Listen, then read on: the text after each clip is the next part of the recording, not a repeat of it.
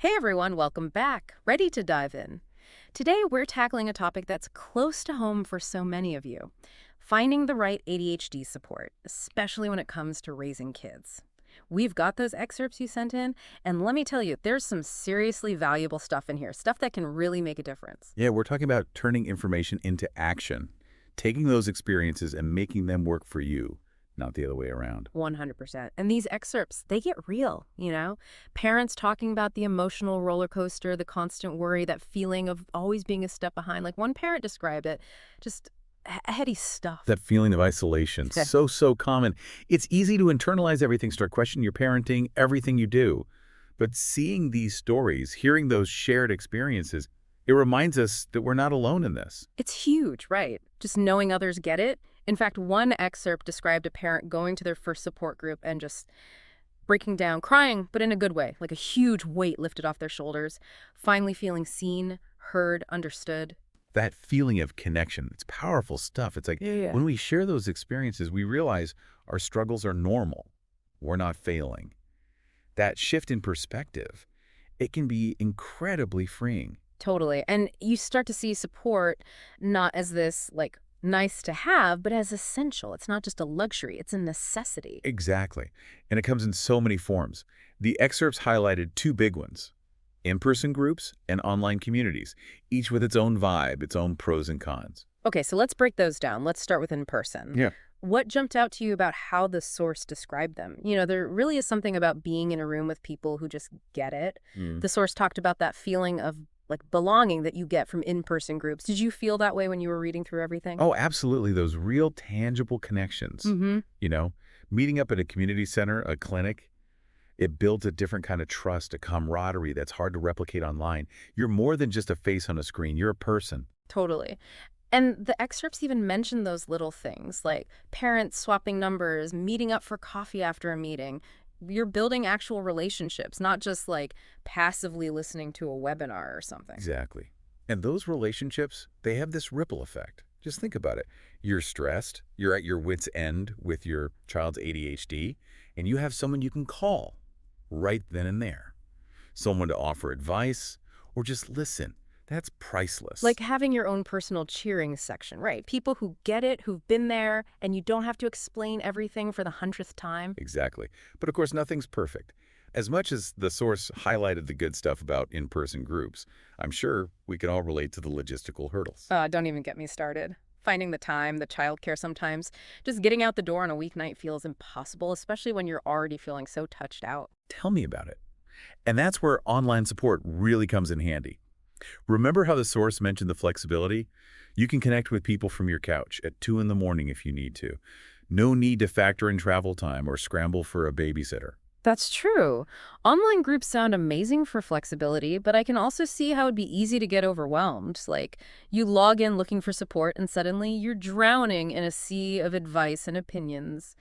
Did the excerpts talk about that at all? Oh, absolutely. They mentioned information overload. It's like Yeah. you go online looking for a life raft and end up caught in a tsunami of articles, forum threads, everyone and their dog chiming in with their 2 cents. It can be a lot. Right. Everyone's suddenly an expert, or at least they play one online. It can be really hard to sift through all that noise and find what actually resonates with you and your family. It's a double-edged sword, that's for sure. But even with those challenges, the source highlighted a key advantage of online groups: Yeah. the sheer diversity of perspectives. You're not limited by geography anymore. You can connect with people from all walks of life who've walked a similar path. It's like having access to this global network of support, right from your phone or laptop. Seasoned parents from all over, sharing advice, resources. That's pretty amazing. It is. And knowing you, always up for digging into a topic, exploring different angles. Online groups could be a treasure trove of information. It's true. I do love a good deep dive. But even with all that amazing stuff online, the source made a point that really resonated with me. Before you even start looking for a group, online or in person, you need to know what you're hoping to get out of it. You need to know your why. What are your goals for joining a support group? It's like anything else in life. Having a destination in mind just makes the whole journey smoother. It's so easy to jump ahead to the where do I find these groups part. Right. But it all starts with, what do I even need? That's got to come first. Totally. The source broke it down into short-term goals and long-term, which I thought was helpful. What are some examples that come to mind for you?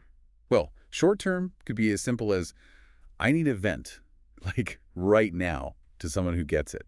You know, my kid just decided to dye the dog purple for science kind of day. Oh, been there. Not that I'm speaking from experience or anything. Sometimes you just need that release, that validation that you're not alone in this crazy journey.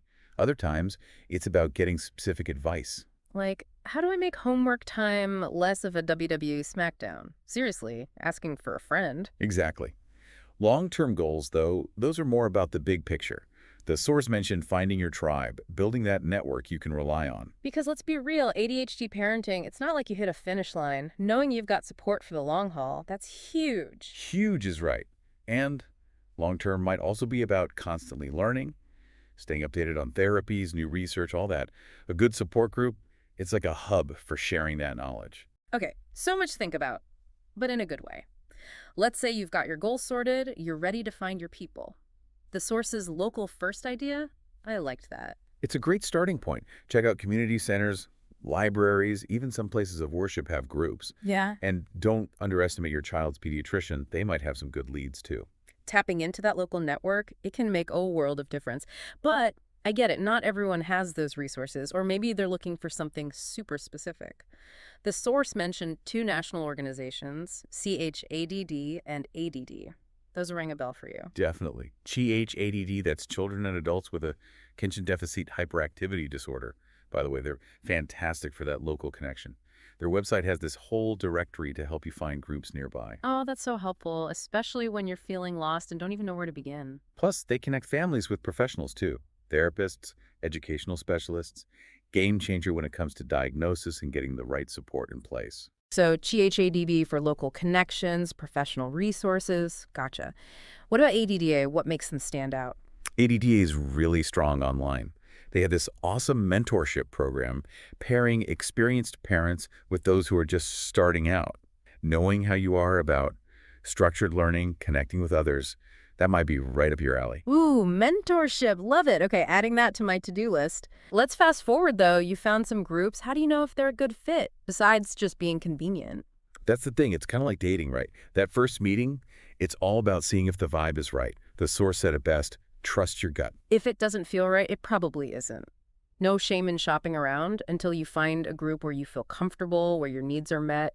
What else should people look out for in those initial visits? Pay attention to what I call the hidden curriculum. Ooh, now you've got me intrigued. Hidden curriculum. Go on. Notice how the group interacts. Is it supportive, collaborative, or does it feel competitive, judgy? Those little cues, they tell you a lot about the group's values and whether it's a safe space for you. It's like the information might be great, but if it's not delivered with kindness and genuine support, it's not going to land the right way. Exactly. And that brings us to something really crucial. It's not enough to just show up and listen. The real magic happens when you engage, when you participate. Remember that story from the source, the parent who found so much relief just by opening up, sharing their own story. Right. It's this amazing cycle. By being vulnerable ourselves, we not only help ourselves heal, but create space for others to do the same. And it's not just feel-good stuff. The research backs it up. Helping others, it reduces our own stress, boosts well-being, strengthens those feelings of connection. Win-win for everyone. This has been fantastic. We've covered so much ground. From the emotional weight of ADHD parenting to the practicalities of finding support, making it work for you.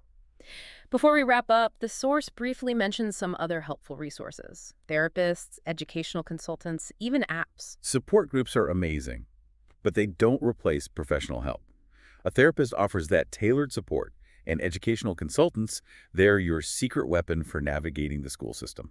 Right on. And speaking of support on the go, the source mentioned Inflow and Routinary, a couple of apps that might be worth checking out. Inflow is great for folks who like structure and connecting with others. They've got daily tasks, focus features, even live events with ADHD experts. And if anyone else out there relates to feeling overwhelmed by daily life, the source highlighted Routinary as a way to break tasks down, build positive habits. Exactly. It's all about finding what works for you, building your personalized support system. It's not about one size fits all. It's about creating a toolkit that meets your unique needs. And remember that question from before. What is one strength, just one, that you love about your child? Hold on to that. Celebrate those wins, big or small, because they matter. You are not alone on this journey. Take that first step, reach out, explore those resources. It can make a world of difference. You've got this.